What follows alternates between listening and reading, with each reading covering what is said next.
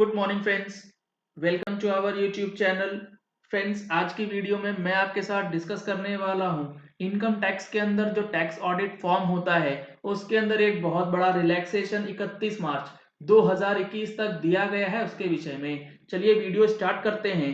जुड़े रहिएगा इस वीडियो के एंड तक ताकि आपको भी ये रिलैक्सेशन अच्छी तरीके से समझ में आ सके। वीडियो स्टार्ट करने से पहले एक अनाउंसमेंट आपके लिए काफी इंपॉर्टेंट और अच्छी अनाउंसमेंट है कि आपके लिए एक नया चैनल एनी एज के नाम से लॉन्च किया गया है हमारी टीम की तरफ से, जिसमें आप अपने बच्चों को पढ़ा सकते हैं। उसके अंदर ऑनलाइन ट्रिक्स एंड टिप्स बताई जाती हैं और काफी सारी इंफॉर्मेशन उसके अंदर आपको शेयर करने को मिलेंगी। तो आप उस चैनल को सब्सक्राइब कर ले जरूर आज के आज, ताकि उसमें जो वीडियोस अपडेट होंगी उससे आपके फैमिली में आपके बच्चों को फायदा मिल सके। Let's start the video. ये आप देख पा रहे हैं स्क्रीन पे, मैंने ओपन करा है सर्कुलर नंबर 10 जो कि 24 अप्रैल 2020 को इशू किया गया है। Order under section 119 of the income tax act 1961। 119 के अंदर ये ऑर्डर जो है इशू हुआ है। इसके अंदर क्या चीजें बताई गई है, बेहद ही महत्वपूर्ण चीज है, इसको समझना बहुत जरूरी है। Section 44 AB of the income tax act 1961, यानी कि जिस सेक्शन के अंदर हम लोगों को इनकम टैक्स के अंदर टैक्स ऑडिट कराना होता है, जिसकी रिपोर्ट 30 सितंबर तक फाइलिंग होती है, उसकी बात हो रही है। Read with rule 6G of the income tax rules requires specified persons to furnish the tax audit report along with the prescribed particulars in form 3CD। Form 3CD के अंदर हम लोगों को डिटेल्स जो है वो भरना होता है। टैक्स ऑडिट जिस भी पर्सन को कराना होता है जिसका टर्नओवर जो है वो लिमिट से ऊपर चला जाता है। The existing form number 3CD was amended wide notification dated 20th July with effect from 20th अगस्त 2018।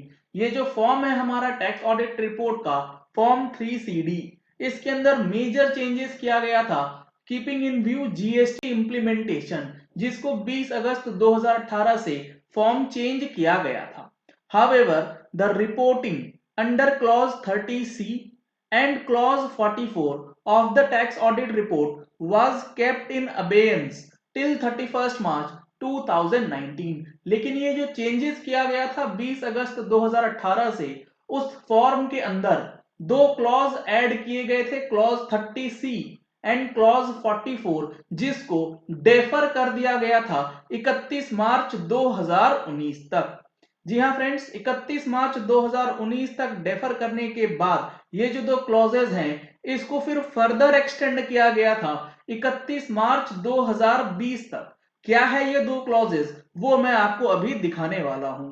अब यहां पर देखिए इन्होंने क्या बोला है। Several representations were received by the board with regards to the difficulty in the implementation of reporting requirements under such clauses, clause number 30C and clause number 44 of the form number 3CD of the income tax rules 1962 in the view of the present pandemic and are requested for deferring the applicability of the above provisions। तो यहां पे बताया गया ये जो दो clauses थे, clause number 30C and clause number 44 of form 3CD, इसको फर्दर एक्सटेंड किया जाए क्योंकि अभी का जो सिचुएशन है, इस सिचुएशन के अंदर इन दोनों क्लॉजेस में जो डिटेल्स मांगा गया है वो डिटेल्स देने के लिए कोई भी अभी तैयार नहीं हो पाएगा। The matter has been examined and in view of the prevailing situation due to the pandemic across the country, it has been decided by the board that the reporting under clause 30C and clause 44 of the tax audit report shall be kept in abeyance till 31st March 2021।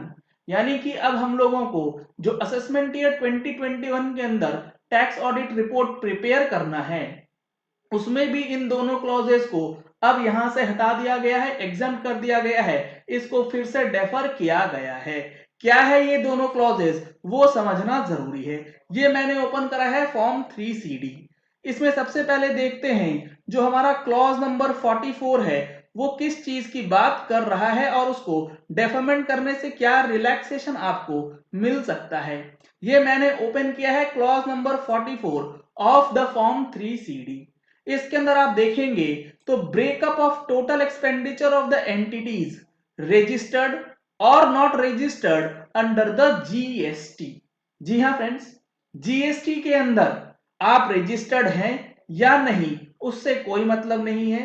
आपने जो भी expenditure किया है, entities की जो expenditure है weather registered और not, आपको उसका ब्रेकअप देना पड़ता है। इसके अंदर बताया गया है total amount of expenditure incurred during the year.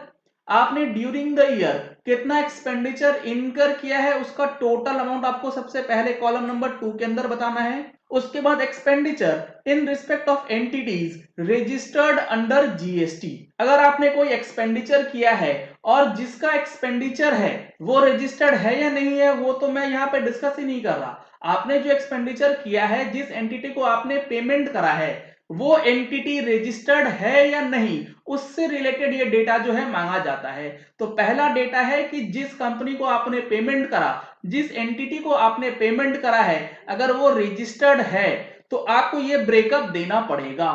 क्या है breakup? Relating to the goods और सर्विसेज एग्जेम्प्ट फ्रॉम जीएसटी। अगर आपने कोई ऐसा एक्सपेंडिचर करा है जो कि जीएसटी के अंदर एग्जेम्प्टेड है, चाहे वो गुड्स का हो चाहे वो सर्विसेज का हो, आपको उसका डिटेल्स देना है। Relating to the entities falling under composition scheme. अगर आपने कोई एक्सपेंडिचर करा और वो जो बंदा है जिसको आपने पेमेंट करा वो कॉम्पोजिशन के अंदर है तो उसका सेपरेट डिटेल्स डालना है। सपोज आपने किसी कॉम्पोजिशन से परचेज किया था तो उसका डिटेल्स आपको इस कॉलम में डालना पड़ेगा। Relating to other registered entities, composition के अलावा किसी और रजिस्टर्ड एंटिटीज से आपने कोई एक्सपेंडिचर इनकर करा है तो उसका डिटेल्स आपको डालना था। Total payment to the registered entities, और उसके बाद जो टोटल पेमेंट आपने किया है रजिस्टर्ड एंटिटीज अंडर जीएसटी को, उसका टेबल नंबर 6 के अंदर डेटा जो है वो फीड करना है। उसके बाद एक टेबल है expenditure relating to the entities not registered under GST, यानी कि आपने जो खर्चे करे, जो आपने प्रॉफिट एंड लॉस अकाउंट में डेबिट करा है एक्सपेंडिचर को, वो अनरजिस्टर्ड से अगर रिलेटेड है तो उसका डेटा आपको टेबल नंबर 7 में डालना था। तो ये कॉलम नंबर 44 जो है इसके अंदर काफी बड़ी हेडेक अगर हो जाती है तो टैक्स ऑडिट रिपोर्ट फाइल करने में लोगों के पसीने जो है वो छूट जाने थे। इसीलिए इस सिचुएशन को देखते हुए इस प्रोविजन को फर्दर डेफर किया गया है 31 मार्च तक। और उसके बाद एक और क्लॉज है जो कि क्लॉज नंबर 30 कैपिटल सी है जिसको फिर से एक्सटेंड कर दिया गया है। वो क्लॉज क्या है वो भी एक बार देख लीजिए, चीजें आपको अच्छी तरीके से समझ में आ जाएंगी, उसमें कोई भी दिक्कत नहीं आएगी। ये है clause number 30 capital C. Whether the assessee has entered into an impermissible avoidance agreement as referred to in section 96T during the previous year।